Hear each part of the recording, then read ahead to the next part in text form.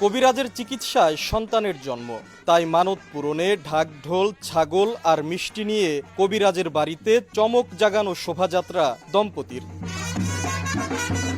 রাজবাড়ী সদর উপজেলার আলীপুর গ্রামের প্রবাসী মোজাম শেখ ও তানিয়া খাতুন দম্পতির বিয়ের 8.5 বছরেও সন্তান হচ্ছিল না। সমাজের নানা কটু কথা, চিকিৎসকের দ্বারে দ্বারে ঘোরা সবকিছুর পর তারা আশ্রয় নেন রাজবাড়ীর গোয়ালন্দু উপজেলার রমজান মাতুব্বর পাড়ার কবিরাজ নাজমা বেগমের কাছে। তাদের দাবি, কবিরাজ নাজমার চিকিৎসাতেই ঘটে অলৌকিক পরিবর্তন। 1 মাস আগে তানিয়া জন্ম দেন এক ফুটফুটে কন্যা সন্তান, আর তাই মানত পূরণে নবজাতক সন্তানকে কোলে নিয়ে বুধবার সকালে ছাগল, মিষ্টি আর ঢাকঢোল সহ হাজির হন কবিরাজের বাড়িতে। সঙ্গে ছিলেন পরিবারের অন্য সদস্যরাও। 8 বছর 8.5 বছর হচ্ছে বিয়ে হয়েছে, বাচ্চা হয় না। অনেক ডাক্তার দেখাইছি, হয় নাই। পরে আন্টির খোঁজতে আমি ওনার কাছে আসছি।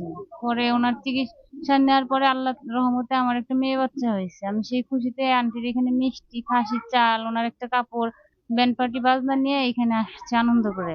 আমরা রাজবাড়ির ডাক্তার দেখাইছি, ফরিদপুর ডাক্তার দেখাইছি, ঢাকার ডাক্তার দেখাইছি, এতে কোনো কাজ হয় নাই। আমরা নাজমা আন্টিকে চাইছি, আসার পরে 8.5 বছর পরে একটা মেয়ে দিছে আমার। কবিরাজ নাজমা বেগমের দাবি, তার চিকিৎসায় এখন পর্যন্ত 30টি নিঃসন্তান দম্পতির কোলজুড়ে এসেছে সন্তান। আমি আল্লাহ পাক আমার একটা জিনিস দিচ্ছে, আমি আল্লাহ পাকের মাধ্যমে এই তকদির করি, এই তকদির করে আল্লাহর রহমতে আমার কাছে যারা বাচ্চা হয় না তাদের বাচ্চা দেয় আল্লাহ। আল্লাহ যাদের অসুখ বিসুখ, নানান পদের অসুখ বিসুখ আমি হারাই, এ পর্যন্ত আমার কাছে এসে 30টার মতন বাচ্চা হয়েছে। এরকম আনন্দ করে আমার সবকিছু দিয়ে দেওয়া যায়, এগুলো আমি আল্লাহর দরবারে দিয়ে দেই। মানুষ খেয়ে ফেলায়, এগুলোর আমি কোনো কিছুই খাই না।